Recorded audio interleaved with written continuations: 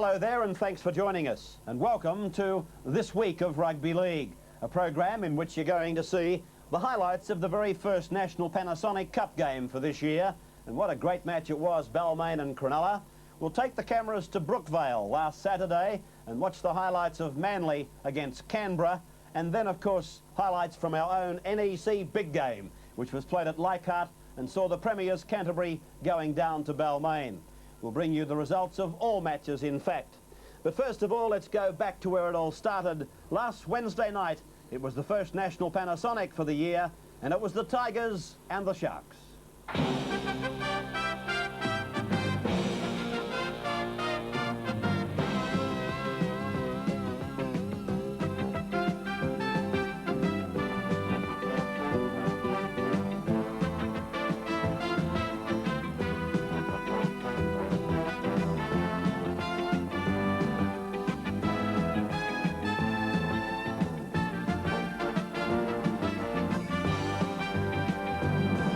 Here's the Balmain team, looking very much like the one we saw last year, of course with a couple of notable exceptions.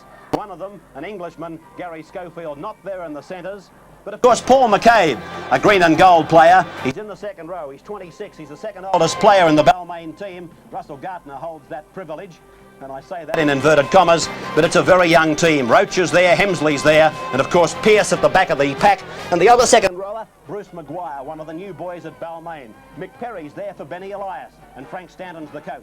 Cronulla Sutherland, Jack Gibson still at the helm, and of course Dane Sorensen is out of the team, and so is Michael Wicks. They both suffered injury at the weekend. But there it is, talking of youth, and Cronulla certainly has plenty of that. But look at them, they certainly represent, as they did last year, a formidable combination with David Hatch leading the side from the back of the scrum. Greg McCallum is the man in charge, and gee, they've got a job and a half in front of them this year with the changes in the rules, experimental rules. And there she is, the kicker, the kick-off and the cut underway for 86. Penalty immediately to Cronulla Sutherland. Players in front of the kicker. I think that shows you some of the enthusiasm that must be brewing in this Balmain camp. I walked past their dressing room on the way up to the commentary box, and they were really primed. I expect to see some big hits early from the Tigers. Well, the Mickey Mouse stuff is behind us. Now we're down to the business end of... Oh, look at this beautiful split made by Wakefield, serving it up to Hatch and away to McGaw. 10 metres out from the Balmain line. Hatch again, through to O'Connor, the little snowy-headed 5/8. Jimmy Lease in 10. Oh, good driving tackle from the Tigers. Hemsley and Pearce. Testing Lease out early. It's Craig Diamond. Across for Wakefield, and now just overrunning the fight of the ball was Greg Nixon. Fifth tackle. Wakefield stabs it over towards that sideline. I think Balmain got a touch, picked up by Cronulla. That's 6 more tackles, but they've fumbled away an opportunity for 6 more. We saw there on that last tackle what I expect to see a great deal of this year under the new rules, where the player in the defending side taking the ball on the full in his own in goal can now restart with a tap from the quarter line. We saw the grubber kick variation by Cronulla. First scrum of the season. Here's Pearce. Good driving tackle too there from David Hatch, combining with Diamond. Benny Elias on the sidelines. He'd be doing it tougher there than out in the middle. So Balmain just outside their own 22. Let's check the footy tab pool. Oh, hang on a moment. A charge down by the Sharks. A chance for them. Nixon. Nixon, he's over the line, but Gary Jack is covering up the ball. That's a good piece of fullback play, really. That was a great tackle by Gary Jack. For all intents and purposes, Nixon was going to score the try after the charge down. He came up with a loose ball. He headed off of the try line, and then from nowhere, Jack came in behind him, grabbed him just short of the line, rolled him over, and he was able to force the ball in goal. See how he covered the ball up, Gary Jack? He always was aware of the ball rather than the player's legs or anything else like that. He kept his hands under the ball. Frank Stanton talking I think to the Club Medico.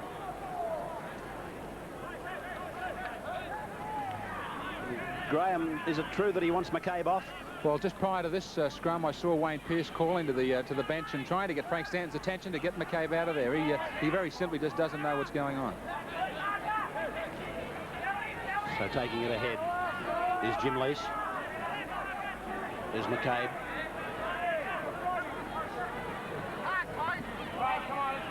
Diamond away to Wakefield. Now Hatch through to Lease. Oh, doesn't know what he's doing. I'll tell you what. Ask Jimmy Lease if he knows what he's doing. He just crunched him to the ground. And a beautiful break by Andrew Ettinghausen for the centre kick. Wrong foot's Gary Jack. Hurst is going through, but Jack is there. And a good tackle by Hurst. It's a beautiful pass to Ettinghausen. Davidson to play it. This is Maguire. Put down. Second time he's dropped the ball in the last 2 times he's handled. That's no good for a young player's confidence in his first big league match. Wakefield, there goes Docking. Docking will score the first Rugby League try of the new season. Johnny Docking scores. Oh, there's not very much of these little men, but Wakefield and Docking have given the Cronulla cheer girls something to show off their wares about. The ball was spun away to Jimmy Lease and he gave it to Mark Wakefield. And then Docking came screaming in from fullback. He wrong-footed Gary Jack and he was in to score under the uprights. Well, this came from a Balmain error from the drop ball. Cronulla quickly shifted it out to the left-hand side. It went through Wakefield, then back onto Docking. He first of all beat Ross Conlon, and he stepped off the left foot to beat fullback Gary Jack, and in he goes. Jonathan Docking, the try scorer. Straight under the black and gold dot. And Dean Carney has the simplest of conversion attempts.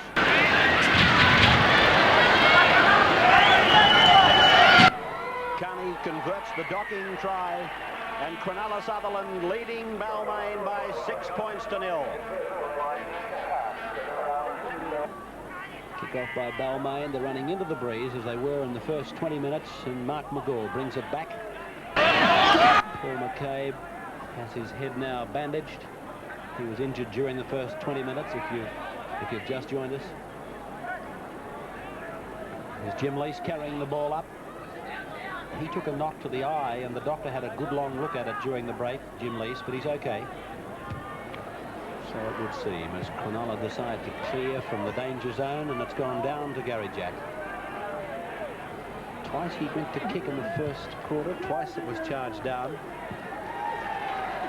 Now John Docking. Opposite number to Gary Jack. Of course, Jack holds down the position that all fullbacks will be anxious to rake away from him, particularly in this kangaroo year. Nixon playing the ball near the halfway. Through Wakefield, on through Lease, and it's out to McGaw. The centres came up too quickly. McGaw's got those big legs pumping away. A little chip over the top, a race for the ball. I think there might have been a late tackle. It's still a chance for Cronulla. It's a try for the Sharks. Wakefield scores the try. Good work by Mark McGaw. See it again on the Foster's Lager replay as big Mark McGaw strode out. He gets the kick in. No, there was no late tackle. And here's Wayne Pearce being pulled back out of it, it would appear. Wakefield rushes for the ball with Carney, and Wakefield gets the try. It was Scott Gale who missed the tackle on Mark McGaw initially. That enabled the break. There it is. You can see he went in high and he was pushed off. McGaw's got plenty of pace. He was able to go on with it, but he realised the cover defence was getting across to him, and so he centre kicked off the outside of the foot. There was a whole host of Balmain and Cronulla players coming after the ball. It was towed ahead. There were 2 Cronulla players in the vicinity, but it was Mark Wakefield who fell on it for the 4 points. So the halfback, Mark Wakefield, picks up a try. He was the man who gave the final pass to Docking to pick up his try in the first quarter. And here's Carney using the same mound, or at least 1 foot to the left of it, to attempt conversion. couldn't get them any easier. And the Sharks are getting their revenge at the moment, leading 12 points to 0. And Balmain, this stage, knock on by Philip Hurst. Only a matter of 5 metres out from his own line. And this is the sort of break that Balmain needs. Are we to see the defending champions making the earliest exit possible from the Cup in '86? They win the scrum. It's gone to Gale at 5/8 and now to Conlon in the 3. Bit of a punch-up back at the scrum. In fact, the touch judge had to separate them as we follow the play. 10 metres out from the Cronulla line. Across from Ryan, it's gone now to Bevan. Bevan to Jack, he made the extra man. Gardner steps inside, that's a try. He's going to give it. He's going to give it. It's a try to Russell Gardner. Gary Jack made the extra man by beautifully linking up with the back line. Again, the Foster's replay for you. It was a case of numbers, and eventually it was Gardner in to score the try. Well, this try came from the knock-on from the kick-off by Hurst. The scrum was won by Balmain. They fired the ball out on the right-hand side. It was Gary Jack who came in to give them the extra numbers. Gardner took the ball with very little room to work in, but he slammed it down. So 2 tries in just 4 minutes in the second quarter. Here's a big kick for Conlon. 22 out on the touchline. It's good, it's good. Oh, it's a great kick. Huh. No worries for Ross Conlon. 12-6 in favour of the Sharks. The footy is back on your screens, and so is Conlon's boot. What a handy player to have on your team. This bloke is too. Oh, Gary Jack has made a mistake that you won't see again, probably all year. Put the hex on him nicely. Here's Diamond now. Roach, look at Roach going in. It was a good tackle because the second Cronulla player that went in to effect the tackle went for the ball. He hit at the ball. Gary Jack was carrying it in one hand and that forced it loose. Oh, Docking, I thought, was through a gap, but Hillier held the pass back. And Hillier has tackled 10 metres out from the Balmain line. The Sharks are really worrying Balmain. Hurst tackled, centre field, 8 metres out. They can attack from both sides now. Wakefield, a little kick through. This is a chance here. Big Hillier, did he get a hand to it? No. And referee Greg McCallum, well, he's ruled that he did get a hand to it. I'm pretty sure he indicated to Hillier that a ball was knocked over the dead ball line by him, and he did. This is Hurst. Don't be surprised if this is the play that Bill Anderson was talking about earlier, and again they've lost it.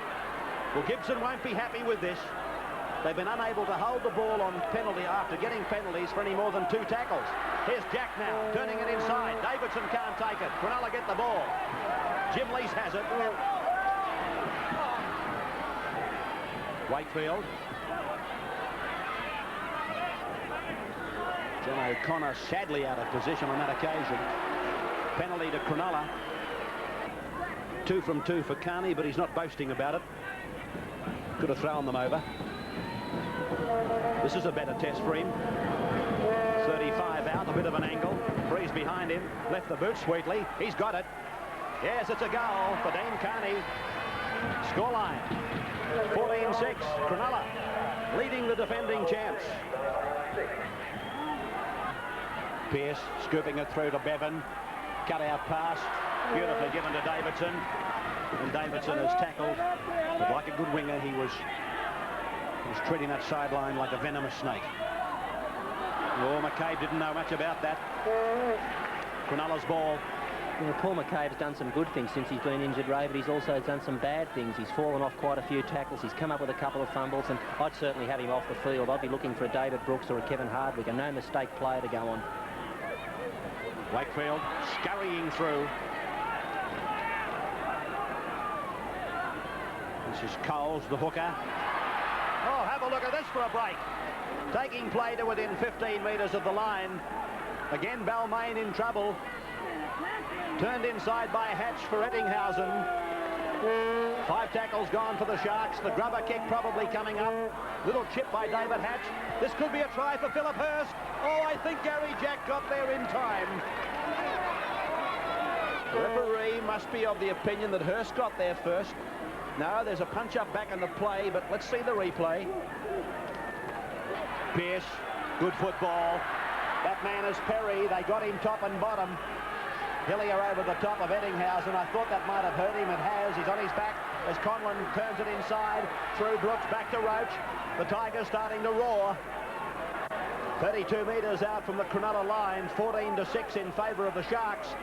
Through from Gale. It's out there. They've got a big back line. Bevan kicks ahead. A race between Docking and Jack. And Docking wins the race. It will come over to the centre of the goal line for the line dropout. The Foster's Lager replay. Paul Bevan dummied, held it back, and then Grubber kicked into the corner, and little Docking was across there like a rabbit. So play is just outside the Cronulla 22. This is Maguire. He made a couple of handling mistakes earlier on. When is a tackle a tackle? That's the question you may be asking at the moment. The ball has been played and spun to Roach, and Roach hits it up 10 metres out from the Cronulla line. Cronulla have got a player down injured. It's Mark McGaw just at the bottom of your screen. Across now through Gale. It's gone to Hemsley. Look at the big fellow going ahead. But Cronulla Sutherland, they're hunting in defence and holding them at bay. It's gone from Gale and across through Brooks. A cut-out ball to Jack. There's trouble here for Cronulla. Gardner comes in field. But again, Cronulla's defence is equal to the task. Played by Gardner. Spun to Ron Ryan. A grubber kick in behind the three-quarters has gone over the dead ball line. Still 14-6 in favour of Cronulla. So Greg McCallum will blow time back on as, well, there's the siren beating him to the punch. They take the tap from the middle of the 22. Just one tackle required, and that takes us to the half-time break. With the scoreline repeating for you, Cronulla 2 tries, 14. Balmain 1 try, 6. That's the break time. 14-6 is the scoreline. If you've just joined us, if you have, you've been missing some good football. Cronulla 2 tries to 1, 14-6. Penalty to Balmain. A procession of penalties went to Cronulla late in the first half. Now Balmain are starting to pick some up, and Conlon's decided that he'll shoot for goal. Here he comes. Off the boot, beautiful. Touch judges have got the flags up again. Ross Conlon kicks the penalty. 14-8 Cronulla now. This is Maguire. Roach. Brooks.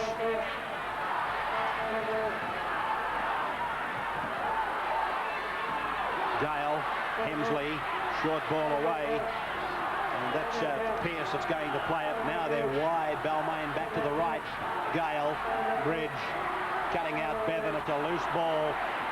Picked up by Gary Jack, and Jack is away from 1 and 2 and gets it inside. A great pass to Bevan. Bevan up to the quarter. There's still a chance for the Tigers. Conlon. Now it's Perry. Now it's Bridge. Bridge has been put down 10 metres out. But that was Champagne Tigers. This is their last tackle. Roach flicks it out the back. Gale keeps it alive. It's like touch football at the moment. And Perry has put down a turnover of possession. That kick way down the ground off the boot of Gary Bridge is taken by Dean Carney. And we'll probably see Cronulla ruck it out for a couple before they send this football back deep into Balmain's territory. Well, that's a penalty. That's a penalty, and a fairly stupid one to come from Cronulla. A simple shepherd. See it again on the Foster's Lager replay, and the captain David Hatch went back around behind his own player. Keep in mind that penalty counts. It'll be 14 all. Conlon has no troubles with the kick. A perfect record for Conlon. In fact, a perfect record for the kickers. 14-10, Cronulla leading Balmain. As it's won by the Tigers.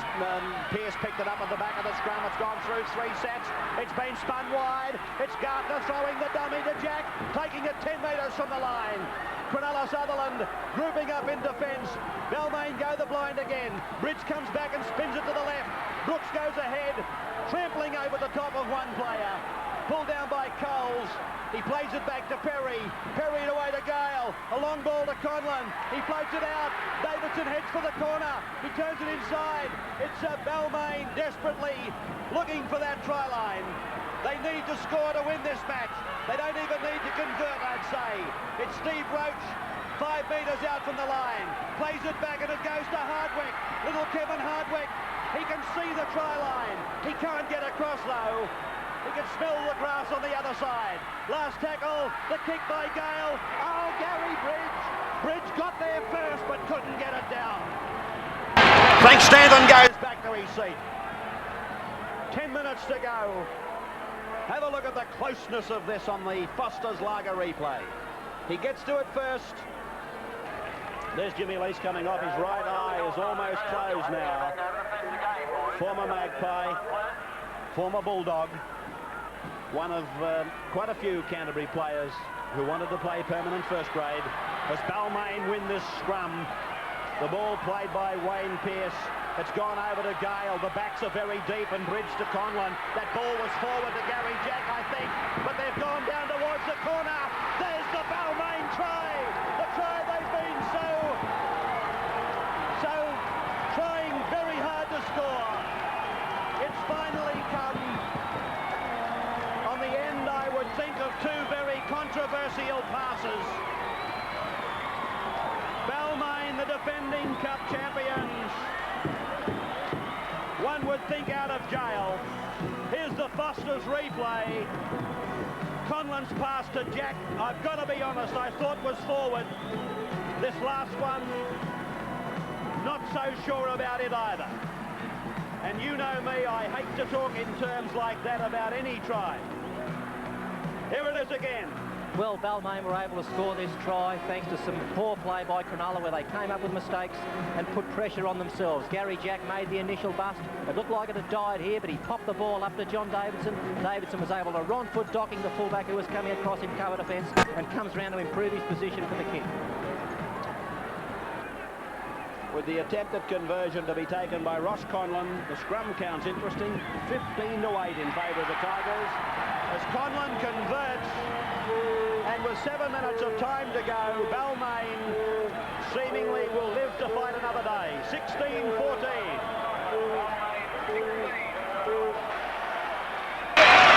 Frank Stanton having another nibble on those fingernails as the ball comes across to Mark McGaw for Cronulla. The tackle made by the number 14, Gary Bridge. And across to Wakefield now. Knocked down by Kevin Hardwick. That's off the head. Came off his chest, he said. So that's not a knock-on. The ball was rising off the boot of the kicker. This is Jack. Wouldn't matter where it came off, in fact, if it was a charge down. This is Perry. He's played strongly, this Balmain hooker. And have a look at that scrum count again. I know counts of scrums don't really mean much, but this one is 15-8 in his favour, Perry. The number you win against the feed is the real key. Here's Bridge. Bridge offering it, but then holding it. Ellison, the tackler. Gale kicks ahead, and it's been grounded by Scott Gale in goal. It's a try. A try for Scott Gale. The grubber kick, you'll see the employment of it a lot this year. Gale is one of the best in the business at it. And the Cronulla player just failed to get his fingers to it, Barry Russell. And Scott Gale pounces on it. Here's the Foster's replay.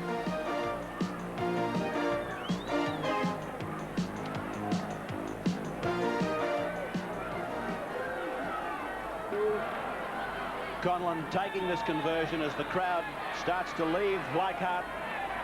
A very big crowd for our first cup match. A big crowd by cup standards. And the kick by Conlon is successful, making it Balmain 22, Cronulla 14.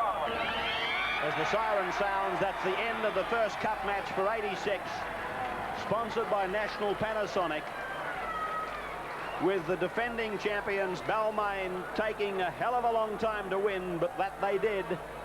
22-14. Tries by Gartner, Davidson and Gale. Conlon, a perfect 5 out of 5. It's a worried-looking Wayne Pearce that comes from the ground. Docking and Wakefield, the little men scored for Cronulla. Carney also a perfect record, 3 from 3 in the goal-kicking department. Just for the record, the scrums and penalties, they finished up 15-8 in favour of Balmain, and the penalties went 10-7 to Balmain. Well, last Saturday at Brookvale Oval, there were plenty of questions to be answered. Canberra had bought big in the off-season. Were they likely semi-final contenders in 1986? And also, pressure on Bobby Fulton. Could the Sea Eagles climb back in the top 5? Let's go to Brookvale for all the highlights. Cochrane through Hasler. Good ball to Cleo.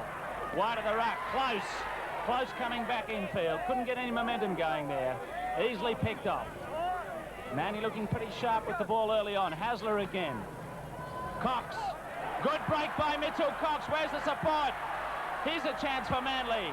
12 metres out from the Canberra line here. Gibbs plays it. Cochrane's got it. The kick from Hasler. Some pressure out wide. And Terry Fay rammed to the ground there by Cleo coming through. Good play by Manly. Mitchell Cox, one of the stars in the trials for the Sea Eagles, saw the gap, went straight through it. A good battle so far in the forwards. Paulson valued up fast for the low tackle with Hoffman. Hasler, Cox, close. Close sides the gap and the rhinoceros is away. This man can travel. Belcher picked him up. Cox. Shearer's pass loose, picked up by Cochrane. To Cleo. Manly alive with the ball. Now they're stirring up this Raiders defence. Cox. Good step. Cochrane. Perhaps if they get it fast to the right, they'd be better off here. Last tackle. What option will they go for? A little kick from Blake. It's too big, and that's it.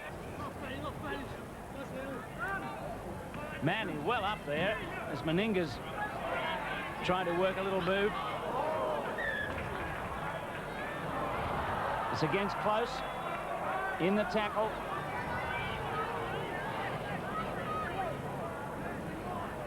I really can't understand why Chris Close is looking at the referee when he gave away this penalty. Gave him the right old facial. Well, Raiders fans will be hoping that this is straight over the black dot. What a handy position. Meninga. Yes, that is straight. First points to Canberra. 11 minutes gone in the game, and the Raiders, through their new captain, Mal Meninga, lead 2-0. Hasler. Shearer in the line to Cox. Close trying to crash through. Tailor-made shorts for Close. He's put on some 4X in the off-season. Cox wide of the ruck. Cleo. That's Blake. Blake bunched.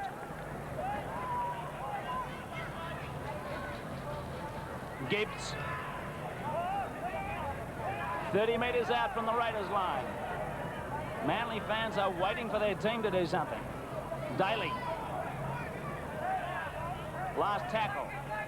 What's the tactic? Little grubber from Cochrane. Was he tackled after he chipped it ahead? It's loose over the line and Faye's onto it. It's a penalty. Gosha played the advantage and he's brought it back for a penalty after Cochrane was interfered with, having chip kicked ahead. Watch it. That was good play by the hooker Cochrane, going through, no doubt about it. He did do a little bit of Academy Awards there, Cochrane, but he got the penalty. Measured approach from Cochrane. This time he gets it. Scores a level. 18 minutes into the game. It's 2-all. Paulson.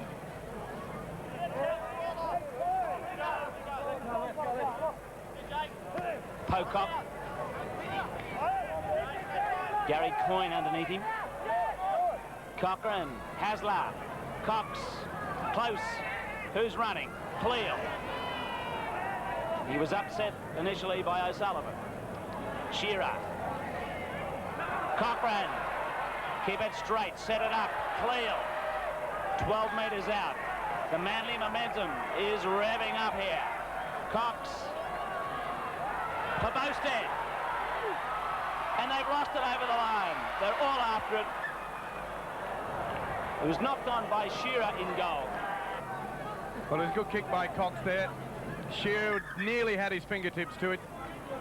Meredith.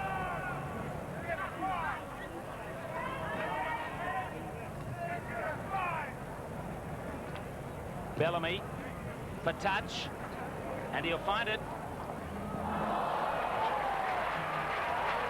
Well, Shearer did well that time. He very nearly put his foot on the line. Great retrieve. Bowstead.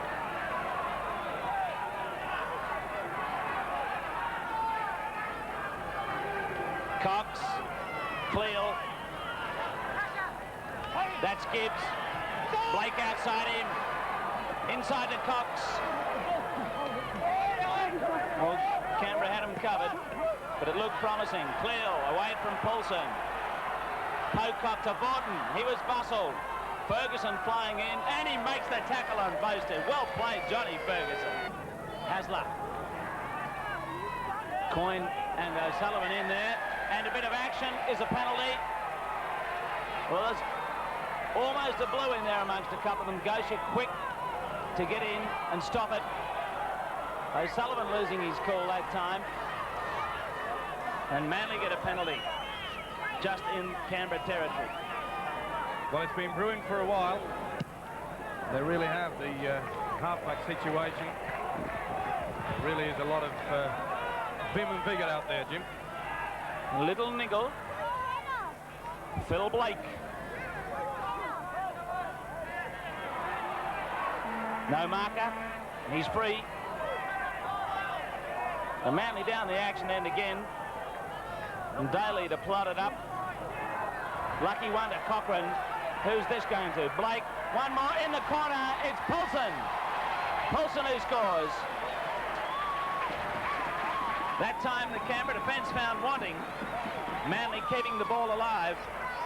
And Poulsen, the first try scorer for Manly this season. Blissall came out by a lot of enthusiasm by the winger Blake to get into this position. Quick play the ball. There we saw the ball fall to the floor. This is the importance of keeping the ball alive. Beautiful pass by Blake. Nearly decked there, and it's not often you find a prop forward on the blind side. No doubt having a rest. Cochrane's third shot. If it's straight, it's going to be fun. Yes, he's got it. Great kick from Cochrane. So Manly lead by 4 points. 5 minutes to go in the first half. Shearer. Hasler. Canberra get it back. That wouldn't have done Bobby Fulton any good either. Belcher. Vaughton's onto him.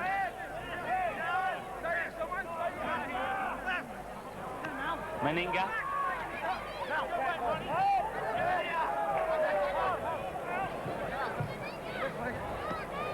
Regan.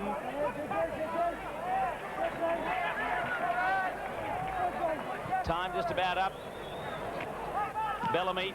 O'Sullivan on the chase. Watch O'Sullivan go. Who knocked who down? And it's a penalty against O'Sullivan. He knocked Hasler down.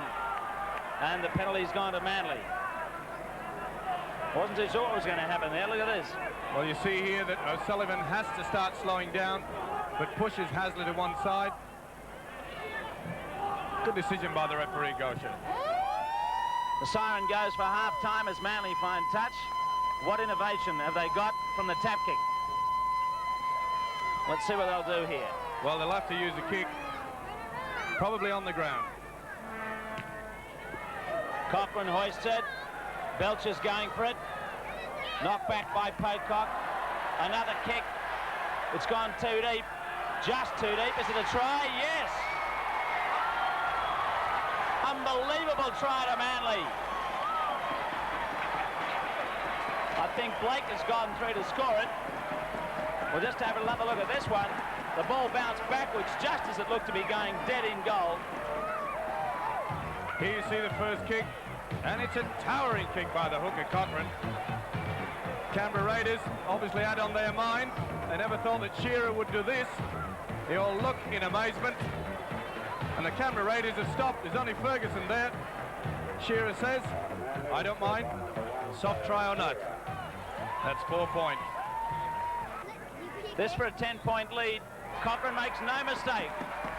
And so at half-time, 14-4. Regan. It must have been close to a shepherd. I can hear the Manly fans bellowing in my ear that it was. They got the ball anyway. I think he played advantage, didn't he? Yep. Cochrane wide of the ruck to clear. What a fend! Boasted. Hasler. Now there's some life in the Sea Eagle. Vaughton. Poulsen. Pops it up close over Rannon. It's kicked through by Fay. Now here's a chase. Watch this. Watch Fay go. Can he control the ball? He can't, but it could yet be a try. Meredith's got it. And that could have gone anywhere. It went off the side of Fay's boot. Had he kicked it dead centre, he may have been in. Canberra's chance still. Fay. 5 out from the line. They're down by 10 points. They really want to try badly here. O'Sullivan. Hasler in there with Shearer to upset him. Just a couple of metres from the posts. But a penalty. It's against Hasler, holding his opposite O'Sullivan down. It'll be an easy 2-pointer. Professional foul here. Be quick. Be quick. Here comes the kick. Here comes the kick. Kicks the goal.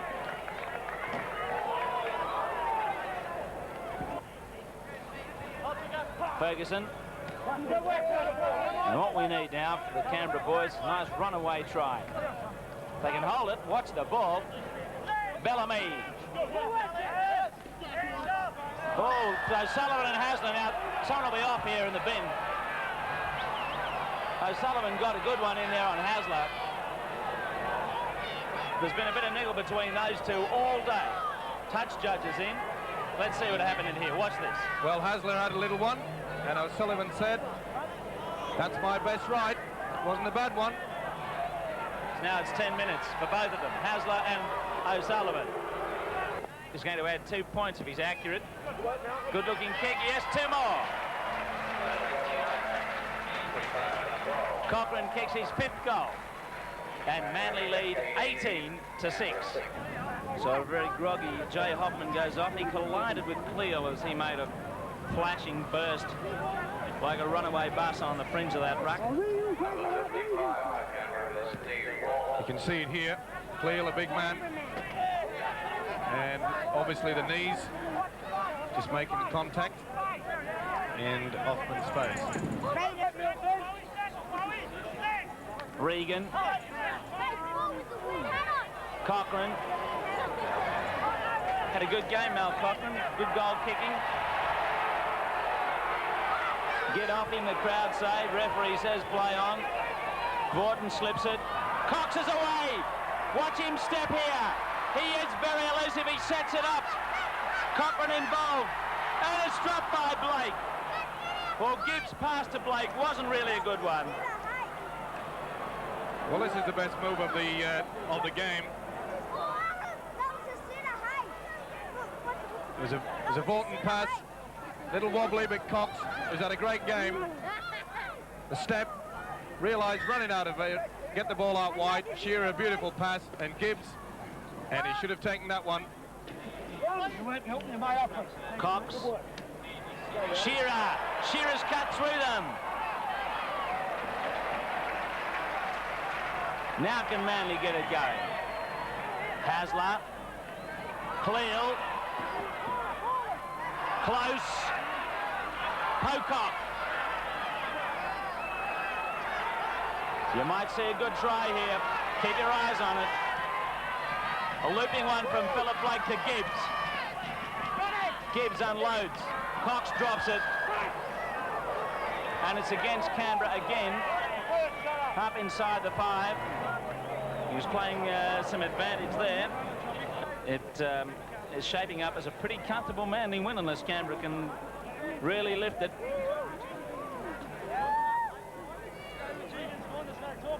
Cochrane going for his 6th goal. It's a low one. It's a good one. It's slithered over the bar. Manly 20. Canberra 6. 6 goals to Cochrane. No tight hits today. Let's see if Cochrane gets one here. Not this time. Fay. 11-7 the scrums to Canberra for what it's worth. Not worth much to them. Belcher pops it for Ferguson. Ferguson trying to be elusive. Bosted trying to drag him into touch. Bellamy. O'Sullivan. Meninga. Elliott. Stone men. Coyne. Where's the support? Walters to Spears. Now we're going to get the last tackle. What excitement have the Raiders got for us? They've got a crunch from Morrissey. Give it to someone, Meninga. O'Sullivan. Go, go. They lost it. O'Sullivan still embroiled there. I think it's Daly who's down.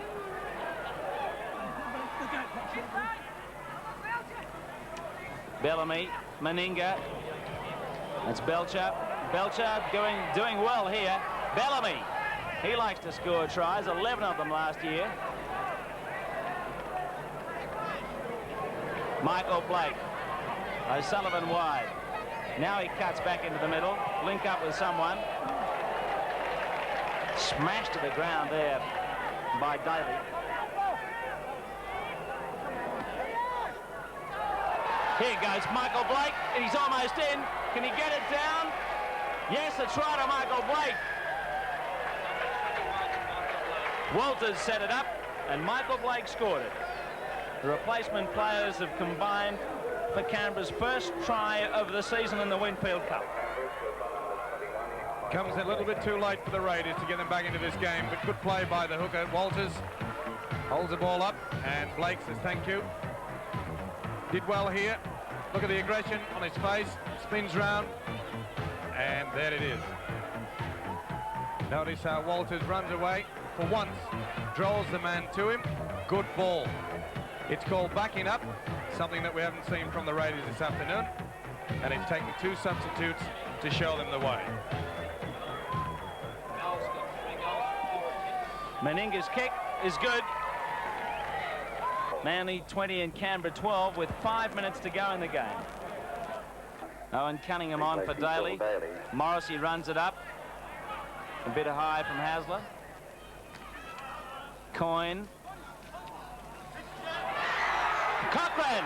Look at Cochrane go! And Blake can't handle it again! Well, well, well. He's had a tough game as a hooker, Mal Cochrane. But let's be fair to Blake. It just was a little low was the pass. Mal Cochrane picking up the loose ball. That's what hookers are there for. Johnny on the spot. Just stretches out. A little low. You'd have to be happy with Mitchell Cox at 5'8" today. And I think he'll be quite pleased to learn that he's found himself a fullback. Shearer's done exceptionally well. It's Hasler. It's a penalty against him. It's almost full time. The kids are on the ground. Now, referee Gosha hasn't signalled full time. O'Sullivan kicks it ahead. It's knocked down. And the referee sensibly, as soon as he saw a knock-on, called full time with kids starting to encroach on the field. Manly winning the game here, 20-12.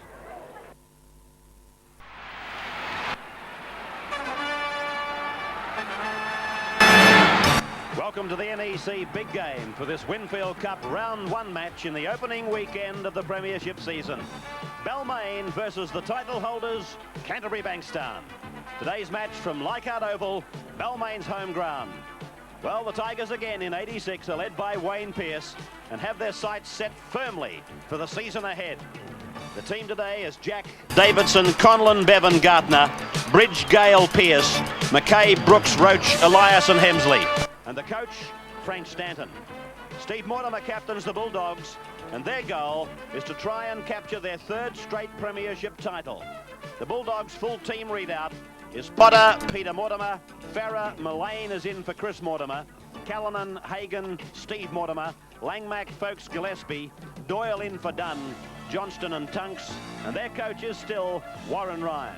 The referee for this Leichhardt Oval clash of the giants is Graham Annesley.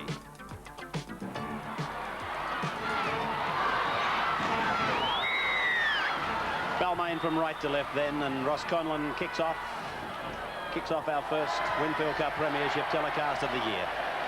Thanks for joining us. I hope you enjoy it right through to grand final day. Langmack to play it.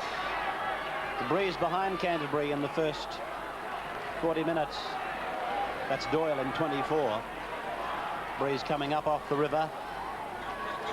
Gillespie surviving a would-be tackle by Ben Elias. Hemsley was the man who made it. Oh, good tackle. Arms, legs, everything went into it from Pearce on Langmack. I called it as good because I firmly believe it to be a legitimate tackle. What I was in fact saying was he hit him with everything bar the kitchen sink. There's the NEC replay of the tackle from Pearce, that fellow on Langmack. In fact, talking of Langmack, he's become known as one of the biggest tacklers in the game. And that was a case of giving some of it back. There's Andrew Farah, the kicker. He's a giant of a man these days. Peter Tunks goes ahead for Canterbury Bankstown. Three-man Balmain tackle, Hemsley, Roach and Conlon. This is Peter Mortimer, almost to the halfway line. Dummy half Billy Johnston in the 12. 24 is Doyle, got away from a high tackle from McCabe, and McCabe will have to go lower. This is Farah now, stabbing the ball down to the 22 for Gary Jack. Johnston over the top of him, Mortimer in the middle. Crowd not liking it. This is Davidson.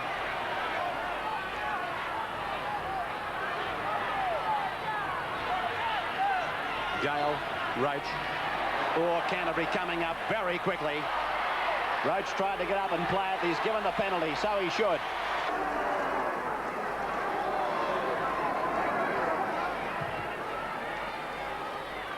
Scott Gale finding the line, just a couple of metres into Canterbury's area. No score after 3 minutes. Bridge turning them around. Gale gives chase. Potter's underneath it. He's about 8 metres out from his own line.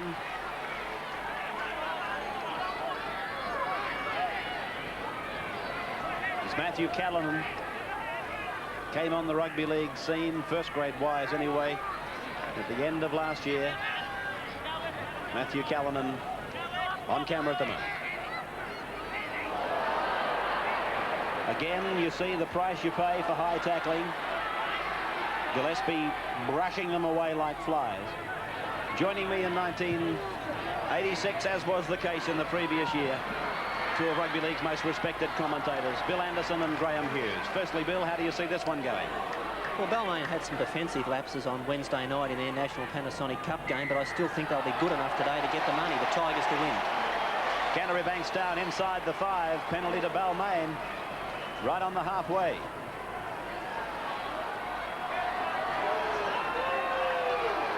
Gale's asking Conlon the question. Pearce comes in. It'll be a nice kick if he gets it. He's into the breeze. And this is one of the reasons why I think they'll win. Well, there's Ross Connolly standing about a metre into Canterbury side of the halfway. There's a nice long shot for you, which probably exaggerates the exercise at hand. He's right in the middle of the park, well, give or take 5 or 6 metres. He's got the breeze into him. Graham, how strong is it, would you say? Well, Ray, the breeze is whipping up, but only now and then. If you can see the top of the flags at present at Canterbury's end of the ground, those flags have started to die somewhat, so Ross might be trying to pick his spot and just pick a time when this wind dies on himself. Well, there's an example of what you were talking about as Conlon comes in. 48-metre kick right in front. He doesn't mind the look of it. Oh, it's hit the uprights and bounced back into the field of play. Doyle goes away in 24. So with Canterbury, your old club, rucking it out from their own line, Graham, do you think they'll win this one? Well, Ray, their last official game, of course, was the grand final last year. I can't go against them. But I think if they are going to win today, the men that are getting very, very involved in this first 5 minutes are guys like Folks, Gillespie and Langmack, the back rowers. They're going to have big games. All right. Nice to work with you again, Graham, in 86. Same to you, Bill. Here we go with Farah given the ball, given the chance to clear with the kick, but the defence, the charge down attempt was on straight away, and Farah takes the tackle on 5. Across for Steve Mortimer now. He gets the kick in. It's going deep down to the 22 line, straight to Gary Jack, and the Australian fullback is on the run. This is Gartner. Around an opposite number. In fact, it wasn't his opposite number. It was big Peter Tunks doing his darndest to make a tackle. Elias holds it back. Folks makes the tackle. McCabe has to loft it across the top. Pearce is in possession. He's 10 metres into Canterbury's area. Looks for support in vain. Nice piece of football there. Good passage of play from the time Mortimer kicked it. Now it's Elias. Gale. Out through to Gary Bridge now. Gary Jack running decoy. That's a Shepherd. No question about it. The defence was obstructed. Minor grades for you, reserves. Balmain 30, Canterbury 24, and under 23s, a more realistic result, I suppose, 8-6 to Canterbury. Might be worth mentioning also, Ray, that in that reserve grade game, Terry Lamb, the 5'8 for Canterbury Bankstown reserves today, came off at half-time, so he'll be a fresh replacement for Warren Ryan at some stage of this first grade game. This is Greg Mullane. He's tackled just outside the quarter-way mark, middle of the ground, Balmain's end. Here's Doyle, tackle with the ball now. He's got a big job on his plate today. Canterbury with a couple of forwards over in England, and of course Dunn with a hamstring injury, and Doyle's a man that, well, he was cut by Canterbury at the end of 85, and Warren Ryan called him back just 2 weeks ago to train for 86, and I see he's limping too, which is going to amplify his problems. This is Peter Mortimer now, 5 metres out from the Balmain line. The referee has the hand in the air. That's 5 tackles gone. Little attempt at a grubber kick by Stevie Mortimer. Was nicely taken in there by number 19, Gary Bridge for Balmain. Here's Hemsley coming away with it. Balmain down on their own 10-metre line. Here's Roach. Bit of a dust-up in there. Gillespie and Roach, and hello, little Benny Elias has gone in, and now they've erupted. Both teams going in from all over the park.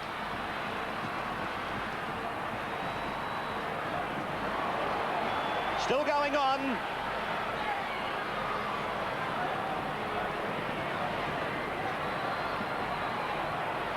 Any closer, Graham, and you might have copped one yourself on the whiskers. Well, Ray, this is silly. Early on, we saw Benny Elias hauled out for a caution. You know, he's been out for a long time. He should be easing himself into the action if he's going to last the distance here.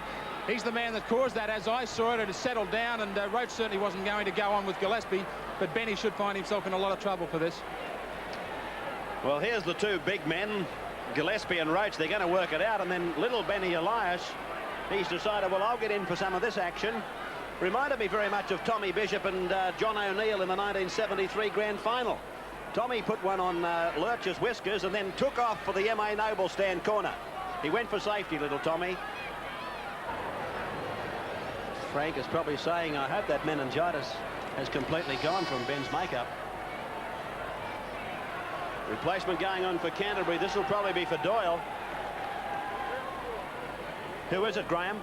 That's John Elias from reserve grade. He has a number change too, Ray, so you won't be able to pick him up in the program. He's wearing number 50. So 50 is on. That's John Elias, and Chris Doyle is off. Meantime, the powwow continues as Doyle limps from the ground. I got a feeling Balmain's going to get this penalty. Has he already given it? Well, Benny Elias has been given 10 minutes in the bin. And that doesn't surprise anybody, I don't think, other than the most ardent Balmain supporters. The two captains being spoken to.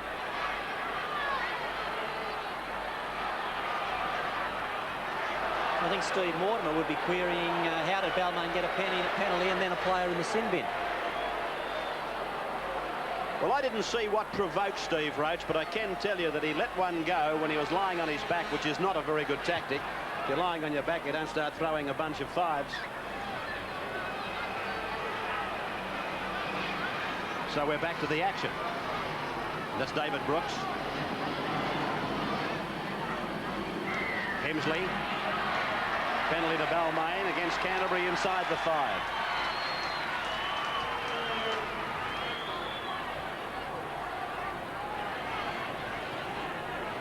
No score, 11-minute marker, first half. The NEC big game. And great to renew our association with what has been a wonderful sponsor for us. And certainly a great sponsor for the game of Rugby League.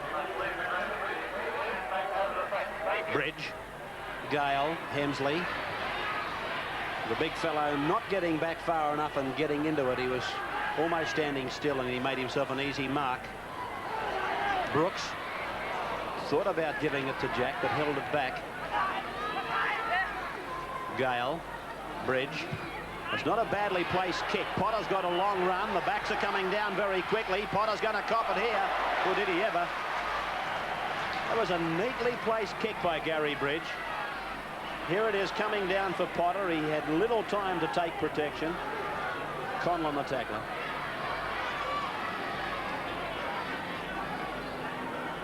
Mullane plays it in front of his own uprights.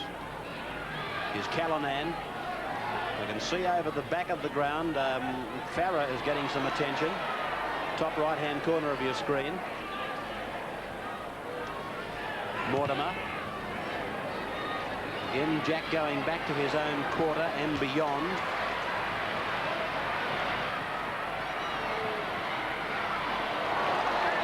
Peter Mortimer and Greg Mullane holding the progress of Gary Jack. Here's Bridge.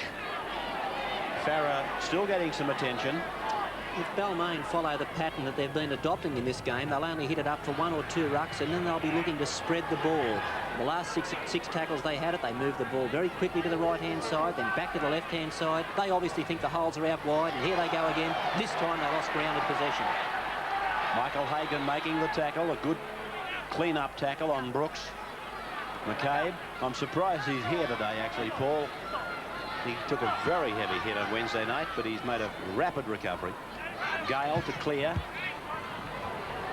Big kick sending Potter backpedaling inside his quarter. Now he's outside it.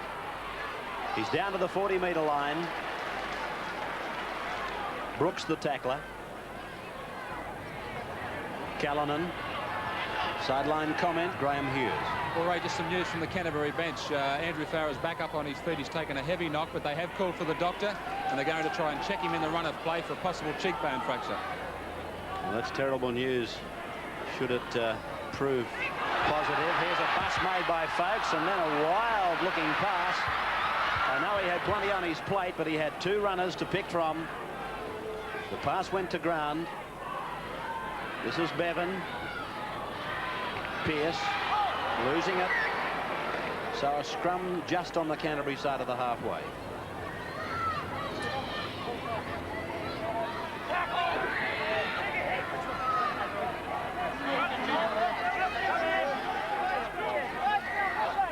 Elias is packed into the second row. Gillespie into the front.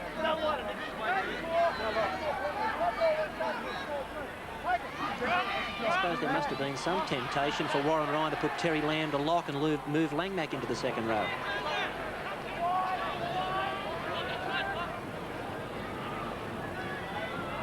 Mullane. Still no score in this, the first of our NEC big games for 1986. Balmain and Canterbury. Tunks. A hot day. It's certainly not going to be pleasing these big forwards very much. And the crowd basking in beautiful sunshine, but I'd say just a bit too hot for some of the big men. Here's Davidson.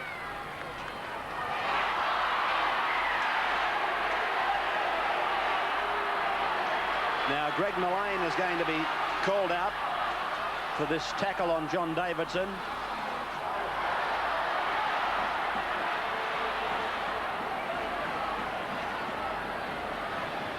3 straight penalties to Balmain. Let's see what happens here. He's bound to give a penalty to Balmain. Meantime, it gives Andrew Farrer a chance to have the doctor check him out. Mullane has been sent to the sin bin for 10. I didn't like the look of Andrew Farrer when they put a bit of pressure on those cheekbones.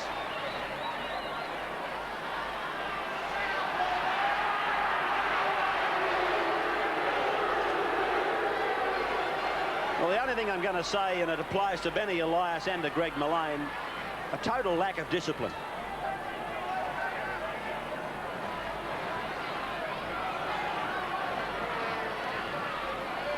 Terry Lamb getting some instructions from his coach.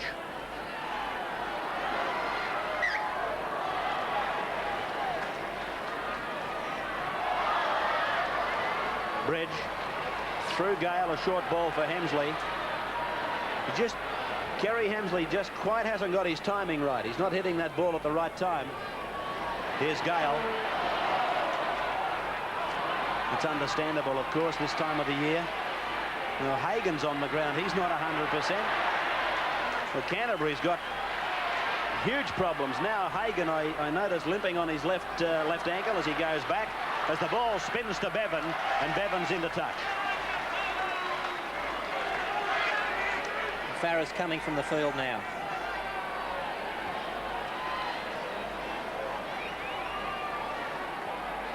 Here's the tackle that ended that passage of play.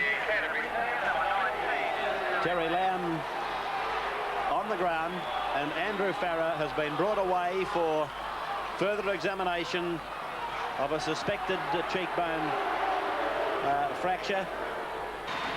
Cheering in the background as for Benny Elias making his way back onto the park.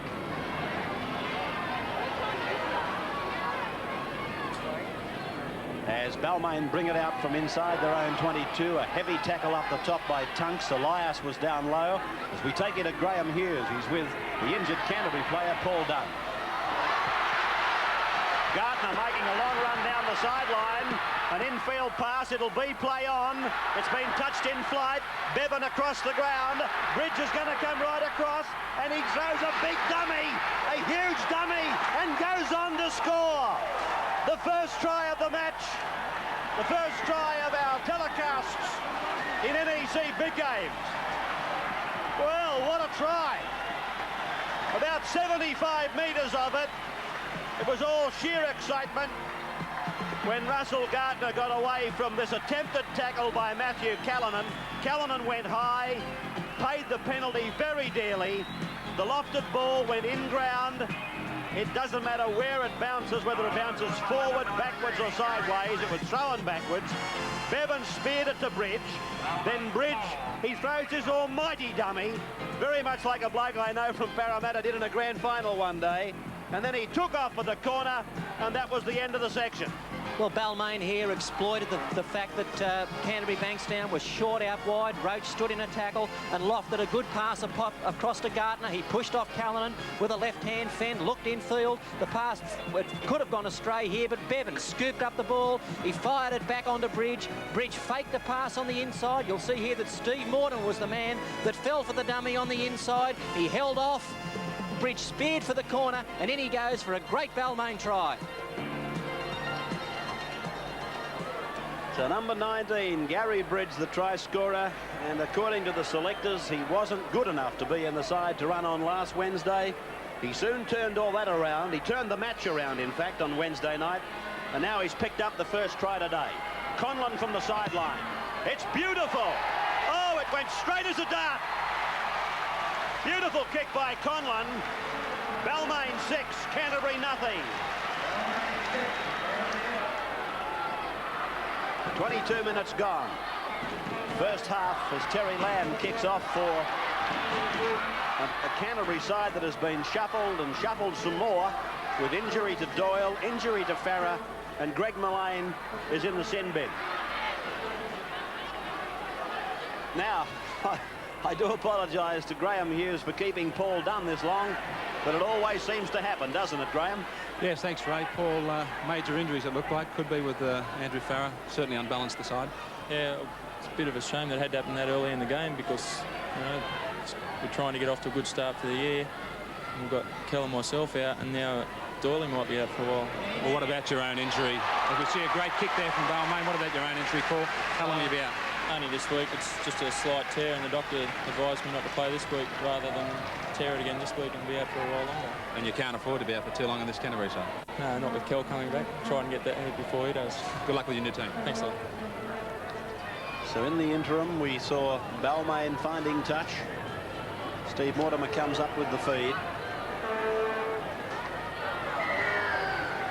And a penalty goes to Balmain.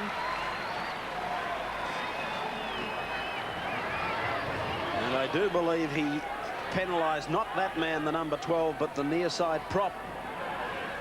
It seemed to be the indication from the referee. So an ideal chance for the Tigers to go further in front. Let's just keep our eye on Gary Jack here. He's leaning behind to play the ball, and a couple of times last year Balmain put on a set play and picked him up on the inside of the ruck, and it was very effective. Well, this man has been held back. David Brooks was definitely held back. He's talking to his touch judge. Let's see what he's going to do here. Stevie Mortimer's rushed in. There's no doubt that Brooks was held back. I'm not so sure that he wouldn't have scored a try. The referee, of course, has got to be of the belief that he most definitely would have scored. If he hadn't, he'd certainly been right in there in the running. Well, one thing's got to happen. He's got to get a penalty. At the very worst, he's marked the spot. That's a penalty try. He's given the penalty try. Penalty try to David Brooks of Balmain. That's the way it is. He marked the spot with his touch judge. Well, Canterbury are wishing to goodness Sunday the 9th of March has never come. The way things are going here. Referee Graham Annesley, a sensational decision. He's given a penalty try. When I say sensational, I'm not for one moment saying that he's made a mistake. I'm blowed if I know who was going to stop David Brooks getting a hand to it. And if that's the case, in the mind of the referee, he was obligated to give a penalty try. Conlon eats this stuff up for breakfast. Right in front, 8 metres out. 12 points to 0. 12-0. Balmain leading in the NEC big game. Steve Folkes on camera. Just go down a bit under his thighs. By Jove, he looks like he's filled out, Steve. He's, of course, the part owner of a gymnasium, and I think he might have been working overtime in the gym in the off-season. This is Mullane.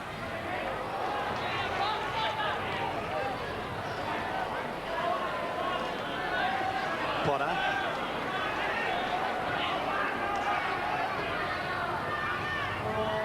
Steve Mortimer. Elias.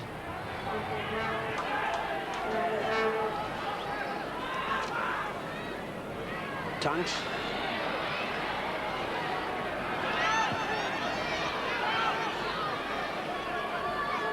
Mortimer. Lamb. Davidson will cover this.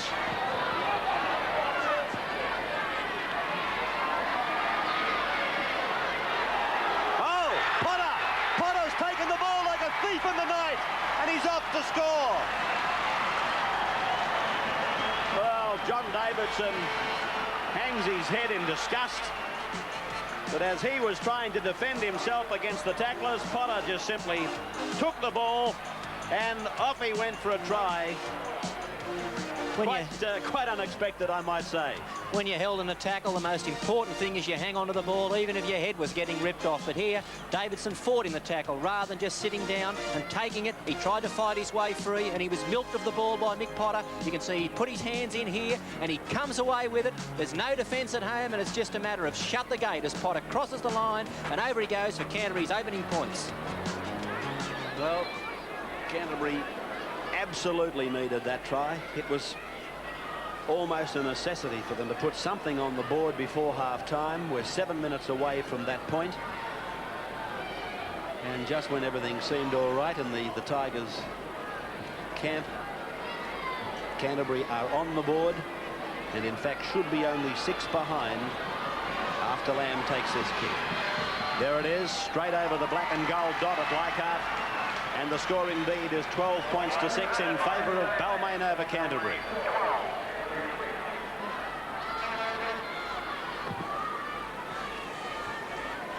Straight down to the try scorer, Michael Potter. Dally M Player of the Year 2 seasons back. Of course, the Dally M's kicking off on Friday night. A joint Rugby League promotion by Channel 10 and the Daily Mirror. Judges at all the grounds, and of course culminating in the gala presentation night at the end of the year. Current Dally M Player of the Year, of course, is Greg Alexander. This is Matthew Callanan. Wednesday night in the National Panasonic, you'll see Parramatta play Illawarra. The match is at Campbelltown's Orana Park. Davidson would still be thinking about the Potter try as he fields that kick. He held the ball very tightly in 2 hands on that occasion. Jack. 12-6.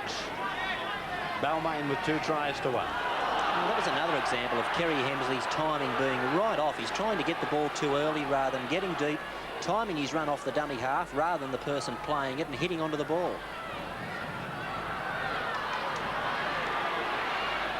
McCabe, oh, intercepted by Mullane.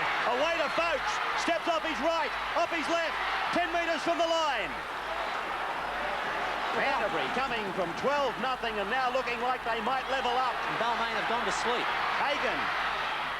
Langmack keeps up the wrap out to the left. Tackled 8 metres out from the Balmain line. Dummy half Terry Lamb. David Gillespie across to Callanan. Taken ball and all by Gartner. They'll spin it back now across the park to the right. Tunks takes it to ground. 10 metres out, 10 metres in.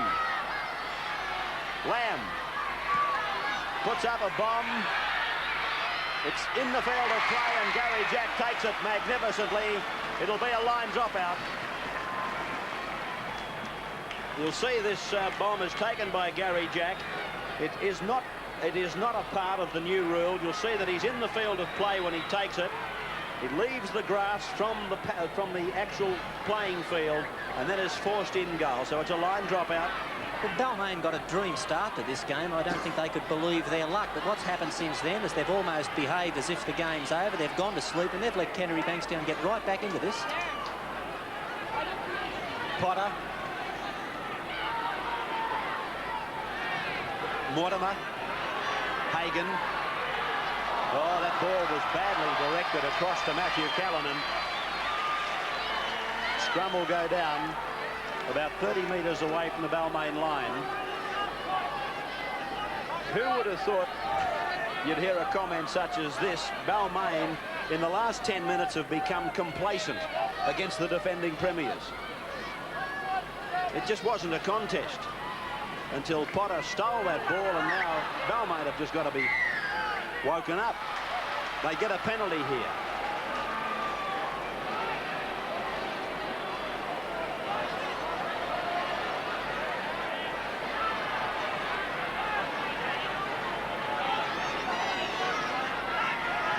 Yes, that'll be an historic match down at Orana Park Wednesday night. I certainly hope all you people in that satellite city at Campbelltown can get down there and have a look at Illawarra play Parramatta on Wednesday. Next Sunday, of course, is a big day. The first league telecast from the new stadium up at Parramatta. Here's Gale now.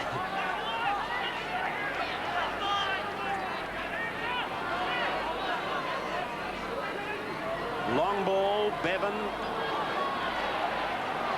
Conlon. That's where the Tigers are trying to find the holes. 3 and 4 passes out.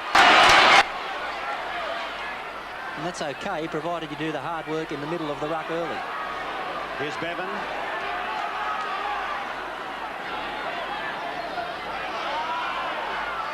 Roach.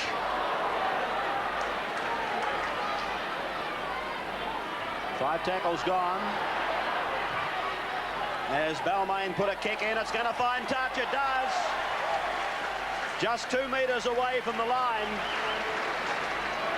Only about 90 seconds of the first half remaining as we see the NEC replay of this kick in general play that finds the line just a metre out. Steve Mortimer to feed.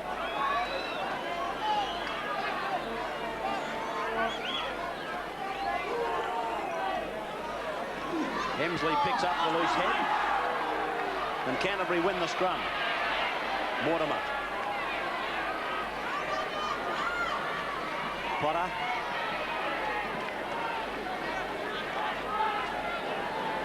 Langmack. This is Hagan. Hagan! He beat Kerry Hemsley pointlessly. Benny Elias has come up with it for Balmain. 20 seconds of time remaining. Here's the pass. Just when we thought it was going blue and white, it came up with the black and golds.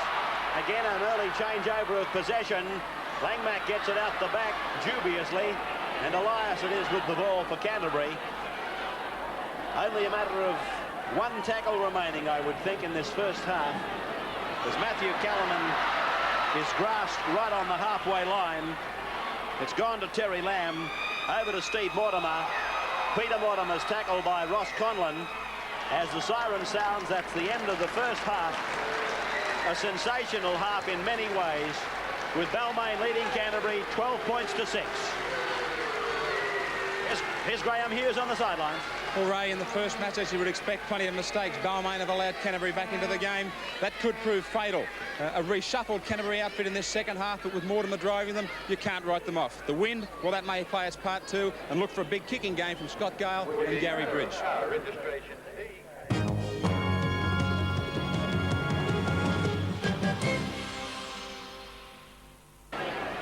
Balmain 12, Canterbury 6. As we come back to Leichhardt to resume what has been a very controversial match in many ways. A penalty try, 2 players to the sin bin.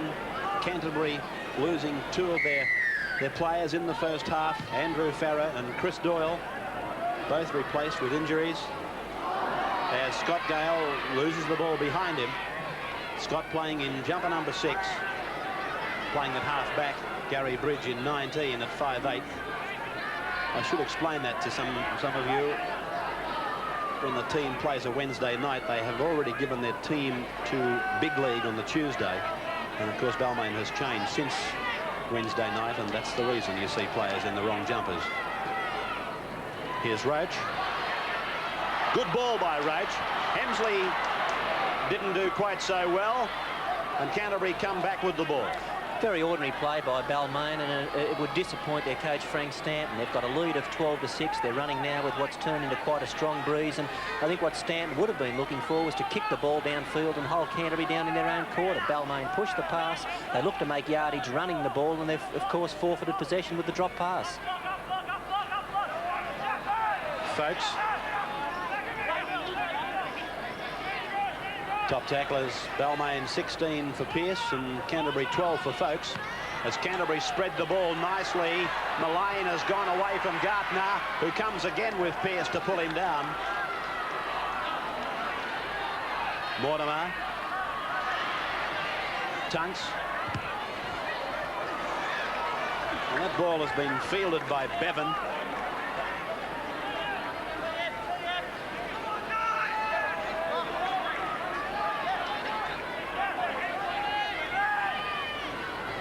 Roach out to the 22.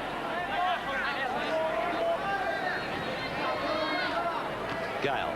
Hemsley. I don't think that's good play at all in your own quarter to hit the ball up off a first receiver. It means when the defence hits you, you're not going to be getting over the advantage line. You're far better to take it straight off the dummy half flat. Elias's kick has been fielded by Potter.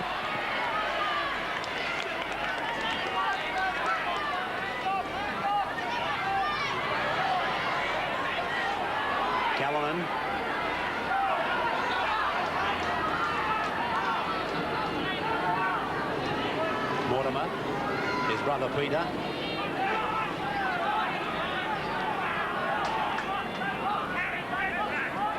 Lamb, Hagan, that left thigh of his heavily bandaged.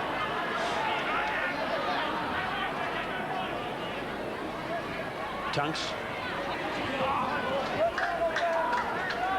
It's a good tackle by Benny Elias, a perfect example of how, doesn't matter how big they can't run without legs. As this ball goes off a Balmain player into touch.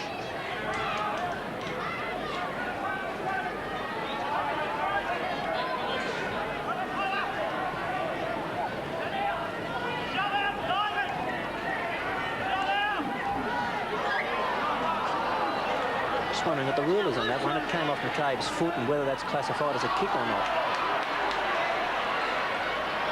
Potter. Oh, and Lamb's been felled in the back play by Paul Bevan. I'm not so sure that it's been seen by a touch judge, but Canterbury play on as they should. Stevie Mortimer.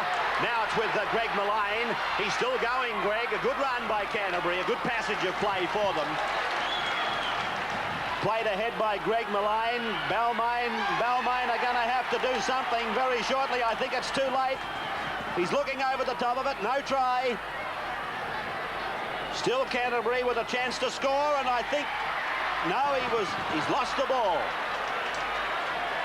Billy Johnston must have lost the ball.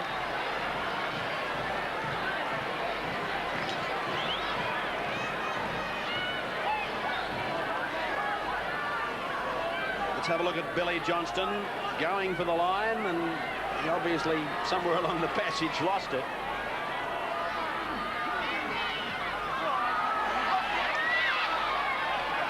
Balmain coming up with the ball. Scott Gale.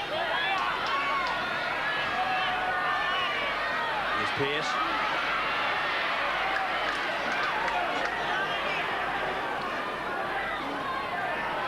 McCabe.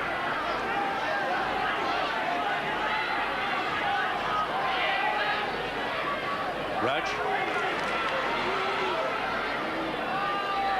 Three forwards have fanned it across the ground. They're going to use another one. No, Benny Elias decides to drop it onto the boot. Potter will take it back. Away from Brooks. Gartner and Elias left to make the tackle.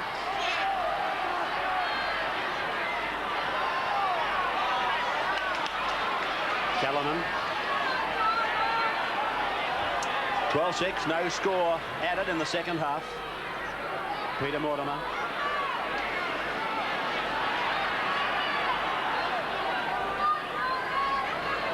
Greg Mullane.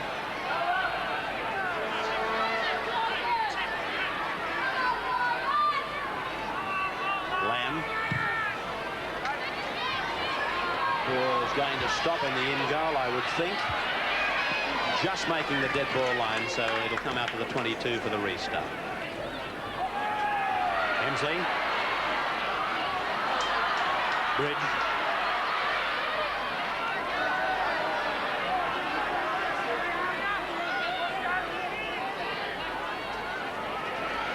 Elias.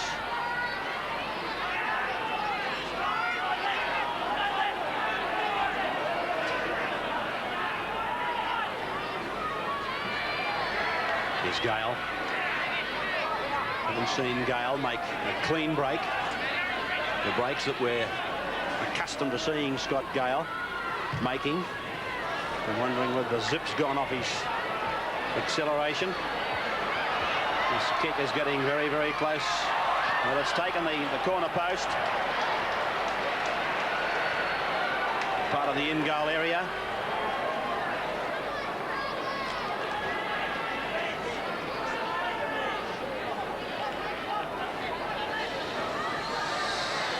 Back now for the 22 place kick to restart.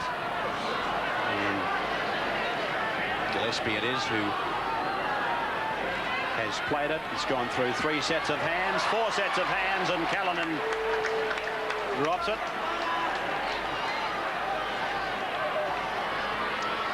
Even first graders have got to keep their eye on the ball.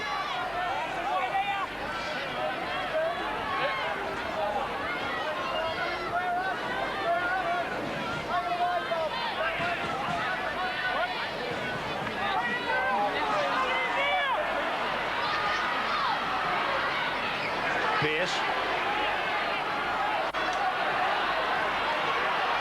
Gale. That's McCabe. There's Gary Jack. Good ball. Well read by the Canterbury defence, however. Peter Mortimer. Conlon. This is Davidson. Davidson almost to the try line. 2 metres out. A try here for Balmain will almost certainly send Canterbury packing for today. Across to big Steve Roach. Roach gets it out the back. Oh, McCabe put it down. Still on out to the right. Still going for Balmain. Gary Bridge to Russell Gardner. Russell Gardner's going to go even further in field to score. So Balmain rejoicing as they score their 3rd try. The NEC replay as Roach got a ball inside to McCabe. I doubt that McCabe even got a hand to it. There was a hint of a knock-on. Benny Elias played to the whistle. So did Gary Bridge, and eventually Russ Gardner was in to score. He's had a good game today, Russell Gardner, and he's been rewarded with a try.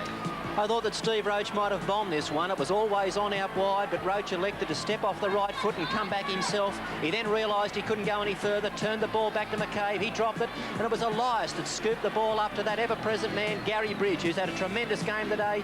He drew the defence in the form of Callanan, fired it on to Gardner. Gardner was able to shrug off Mortimer, who hit him in goal, and come round and improve his position for what I think is going to be the clincher. Russ Gardner, the try scorer.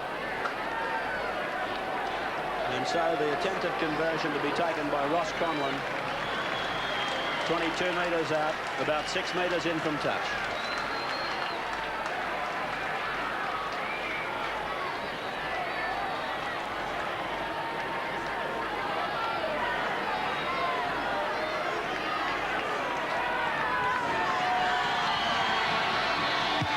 Conlon's kick is a beautiful kick. Seen some good goal kickers, but I've never seen one better than him. 18-6 in favour of the Tigers.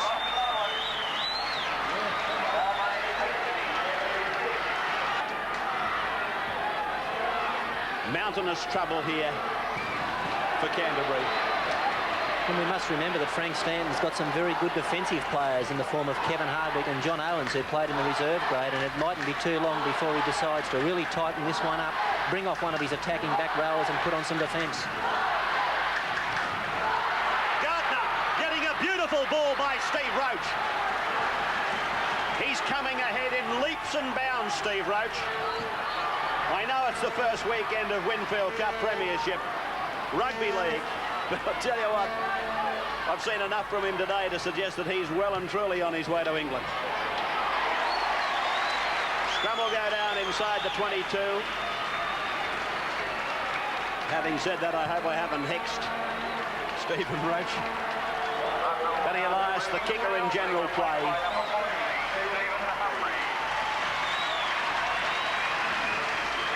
Russ Gardner brought from the field of play. Stephen Humphries goes on in 14, just at the bottom of your screen now. There he is. He played very well in reserve, Stephen Humphries. But Gardner was having a blinder for Balmain. He was giving Matthew Callanan plenty to worry about, I'll tell you. Well done, Russ Gardner. Terry Lamb.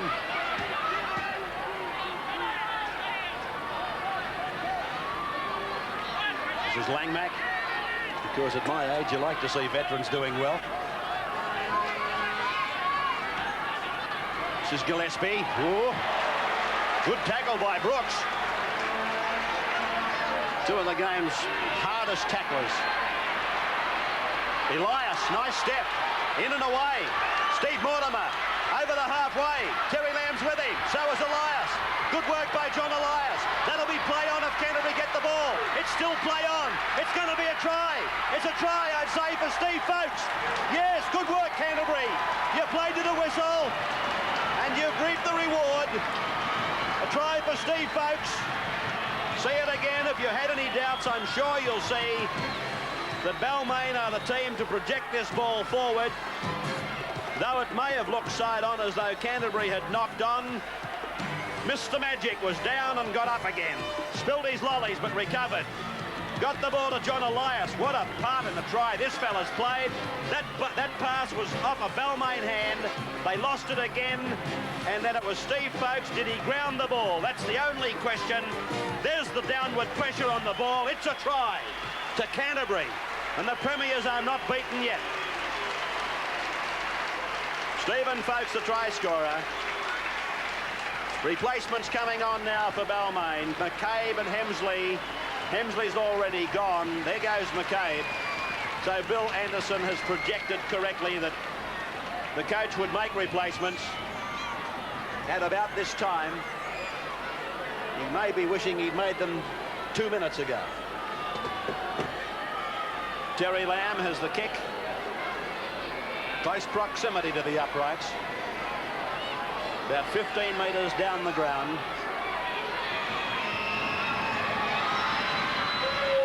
He's got it. Terry Lamb picks up the extras, keeping Canterbury within a converted try of Balmain. 18-12 now.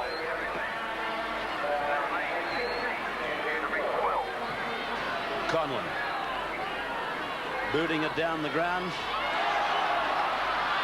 The Balmain player appeals for a knock-on from Callanan, but the referee said no. It came off his chest and not off his arms. Well, he certainly lost the ball, but I feel that he regathered it before it hit the ground.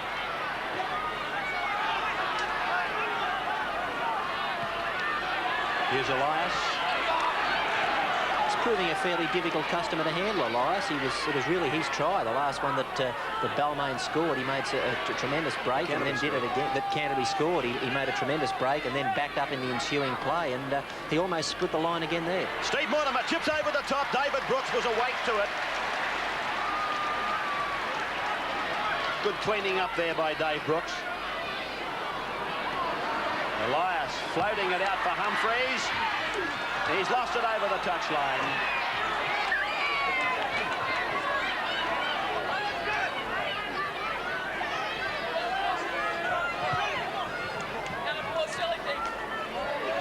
Graham, who are the fresh second rowers for Balmain? Bruce Maguire in 10, Ray, and Kevin Harwick in 21. Penalty to Balmain. Again, Mortimer appeals to the referee for an explanation. Well, you don't mind some fairly hot feeds, but that one was red hot.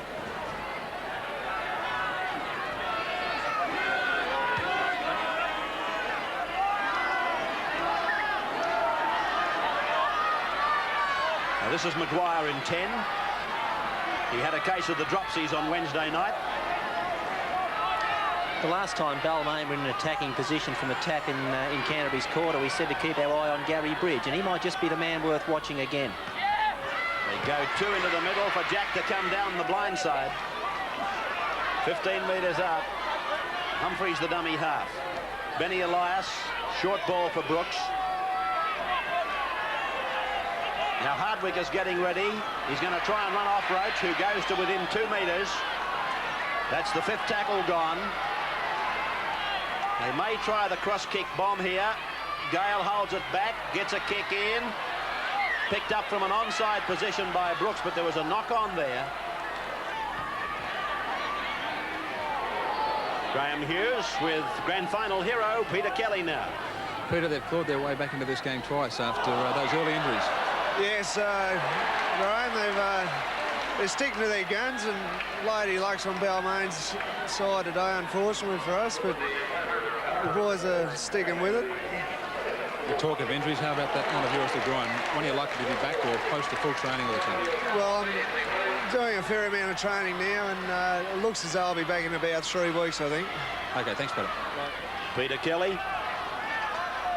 As Canterbury get a very good chance to level up here. Long ball to Mortimer. Longer out to Lamb. He dummies to the second man. He brushes them off, the little fellow. Oh, so close, and yet so far.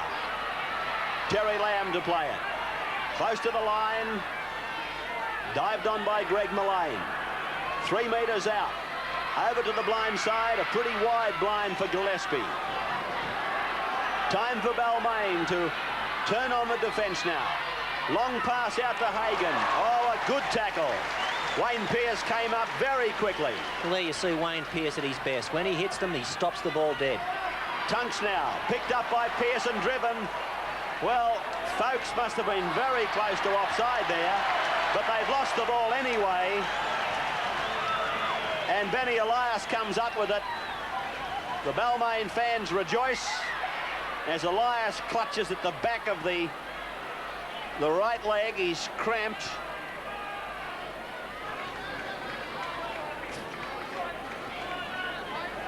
Elias, okay to resume. Pearce. Look out, a little bloke like Kevin Hardwick doesn't put the head down and burrow through here shortly. Here's Roach. There's the handling errors, 13 for Balmain, 10 for Canterbury. It's off the NEC computer. Brooks.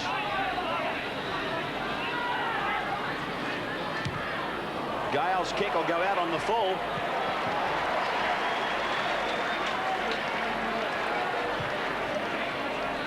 No change, 18-12 Balmain. 14 minutes of the match to go.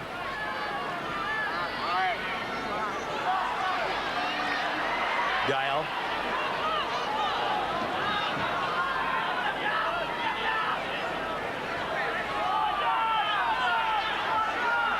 Bridge. Very poor defence there by Canterbury. Roach.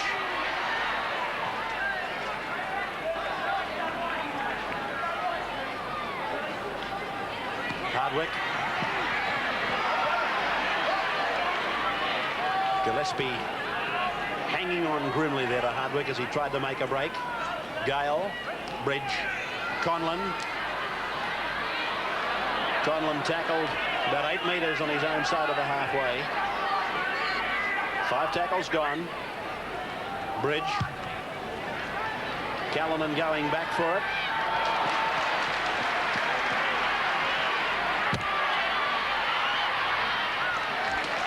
Brooks, the tackler, back on the Canterbury 22 line. Mortimer. Come here. Well, Roach jumped on Mortimer from behind. He's hurt one of his own players. Here's Canterbury throwing it around. Tunks goes to ground. 8 metres on his side of the halfway. 6 more tackles. Kevin Hardwick was on the end of a Steve Roach tackle. Actually, there was Mortimer between him and Hardwick, but he squashed him. So the referee is going to put a scrum down now. There's Hardwick back on his feet. He simply had no oxygen left in those lungs at all.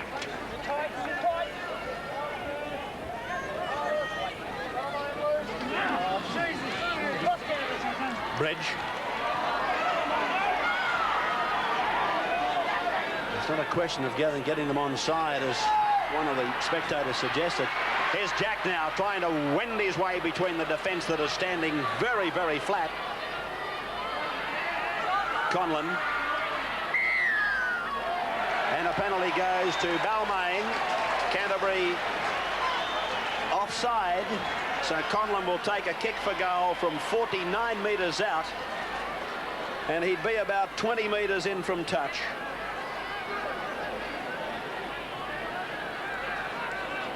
Steve O'Brien in jumper 15. He played in their 1984 grand final team, and he was one of their heroes, getting ready to come on.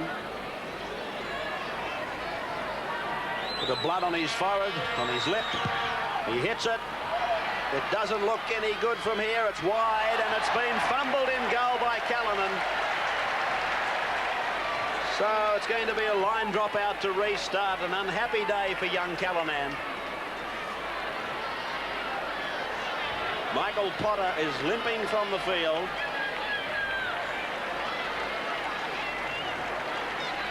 And Steve O'Brien has gone on. I don't know that Canterbury Bankstown have got a specialist fullback now. They're going to have to compromise, and that'll give Balmain more reason than ever to kick the ball. Gary Jack. Stopped by Tunks. Gale across to Bevan.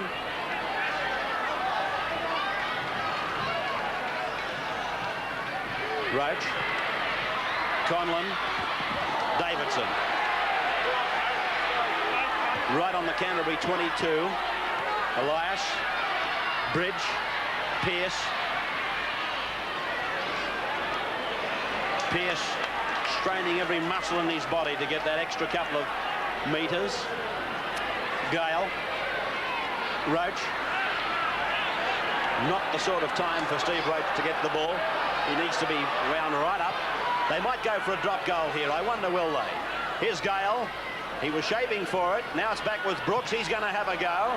It comes down to Matthew Callanan.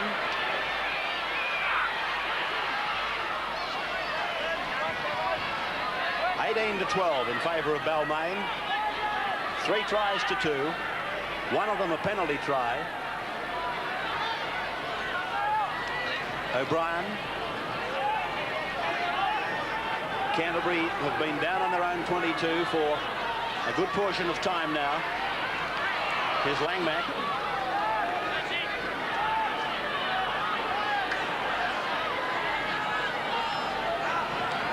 Folks.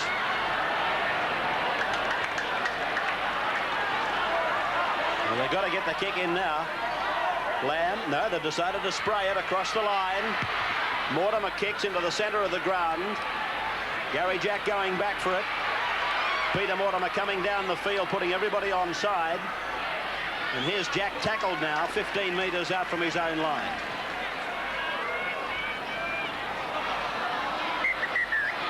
The timeout. Gary Jack injured. O'Brien came on to replace Potter. And another penalty to Canterbury. You've got to stand adjacent if you're marking, or if you are the acting dummy half, you stand in line with the man playing the ball. Now let's see what he's done here. Well, the penalty he gave was for the markers not standing immediately behind one another. Maybe he could have got Elias for striking prematurely. This is O'Brien.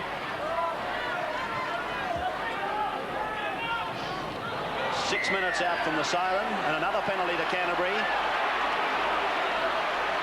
He got Elias that time for lifting the foot in the play the ball contest prior to the ball being on the ground. See that? I don't know which foot he was talking about. We could be in for a very interesting last 5 minutes. Yeah, Wayne Pearce chatting to Benny Elias in not the most friendly terms. Here's O'Brien. Here's the penalties, 10-9 to the Tigers. Here's Hagan. Now Gillespie out very wide. Mortimer. Tunks. They're going to switch the play back to where it came from. I think they're going to put on a double switch. Now they've double switched themselves, but they've got 6 tackles to go. Came off a Balmain player. Mullane. You know, you can say what you like about this scoreline of 18-12 to Balmain, and I'm supposing that Balmain are going to win it. But Canterbury would come out of it, I would think, feeling fairly confident about any future meetings, because since they lost Farah and Doyle and the players they got out injured or overseas, they're going to be a very formidable looking side the next time they meet. Every break there was to get today, I think, that Balmain got. Canterbury Bankstown had everything go against them, and on the scoreline they're still in this match. Langmack is down, he's in a bit of pain. And that's the turnover of possession. Langmack's in a lot of pain out there as the ball sweeps across to Gary Bridge. Langmack's back on his feet. Is he clutching at a shoulder there? As the ball comes now to Bevan. Bevan getting up slowly. This is Jack.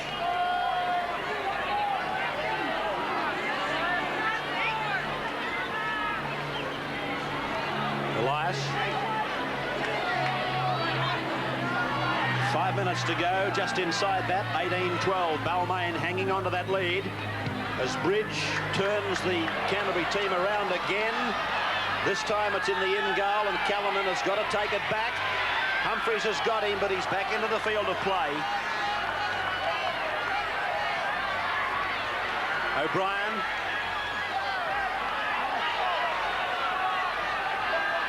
Mortimer, his brother Peter. Tackler Maguire in 10. He came on with a first-grade jumper on because he was in Wednesday's team.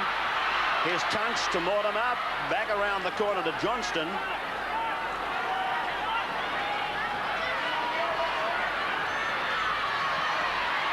Hagan throwing dummy after dummy. Roach has got him tied up. 5 tackles gone. Mortimer. His brother Peter again, and now it's been dropped by Matthew Callanan. The young fellow's having a game he'll want to forget. Penrith 22, West 18.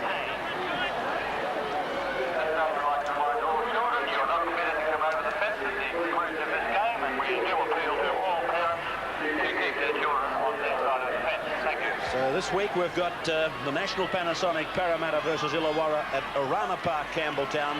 Our first ever for night football, certainly on television. And it's Scott Gale who'll play the ball now. Next Sunday, Saints and Para at Parramatta Stadium. Here's Davidson. Benny Elias. 15 metres out from the Canterbury line. Time ticking away as they go for the drop goal. Bevan can't get it off the ground. It hits Scott Gale on the rump. Elias comes away with the ball for Canterbury. On it goes to Terry Lamb. Don't tell me. Now it's Steve Mortimer. Now it's Paul Langmack. Langmack turns it back inside, but he was in 2 minds. He should have turned it the first time. Now Roach has hauled off and put one on. He's put one on Hagan's whiskers. That's stupid play by the big fellow. It certainly is. Balmain in possession of the football with only a few minutes to go, and Roach has given away the penalty, and now Canterbury Bankstown from this kick for touch will be in a great attacking position. Gee, there's 3 players on this field today who should be made to write the word discipline out in capital letters 1,000 times. Stay in after school and do it. Crazy stuff. Tunks.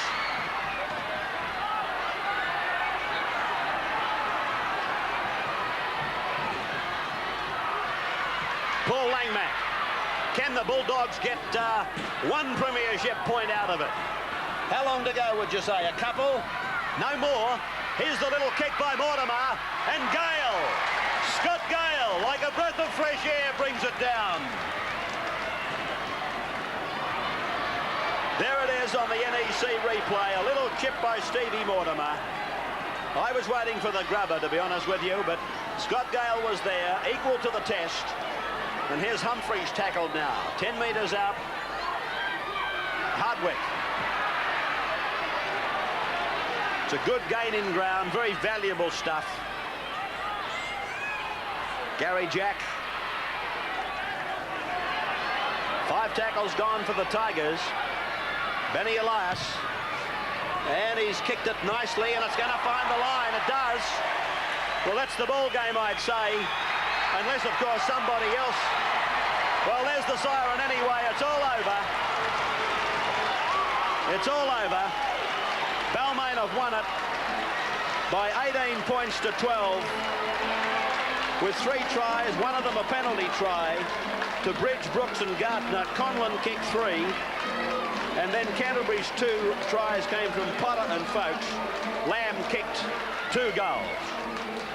The weekend results now in the first round of the Winfield Cup Premiership. South 22, St George 4 on Friday night. What a start out for South Sydney. Manly 20, Canberra 12 yesterday.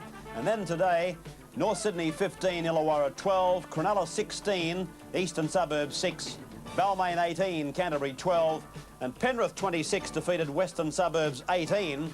It was 20 minutes into the second half and the Magpies were leading by 18 to 10 when this try got Penrith out of jail. Alexander broke from the scrum base. He gave it to fullback Robards, It went on to the speedy Ben Gonzalez, and he was in the corner to score, and Penrith eventually winning by 26 points to 18.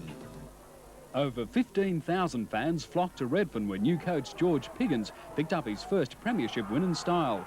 Jajura chimes in and offloads to Brett Ross, who gets the final pass away to Andrews. Late in the game, Souths down to 12 men were defending against the Saints barrage when Brad Webb intercepted the pass and flew off for the try line some 90 metres away.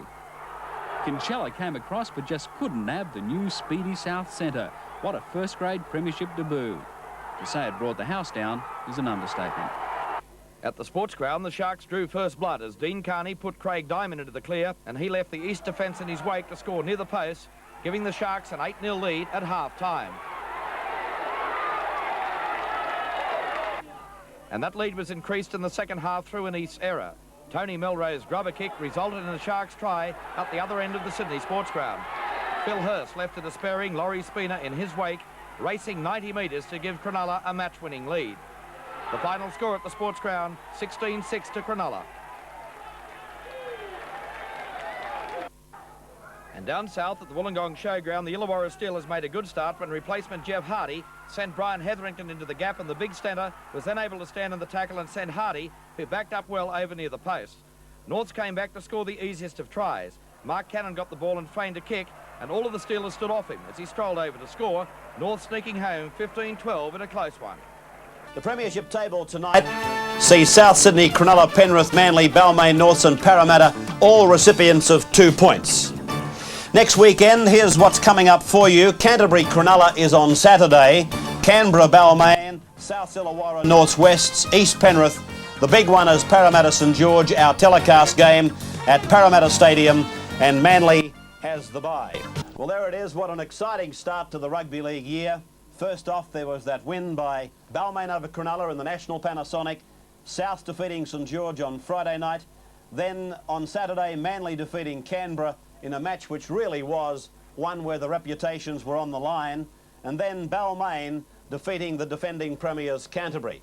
That's all for now. I hope to see you when next we go around on this week of Rugby League.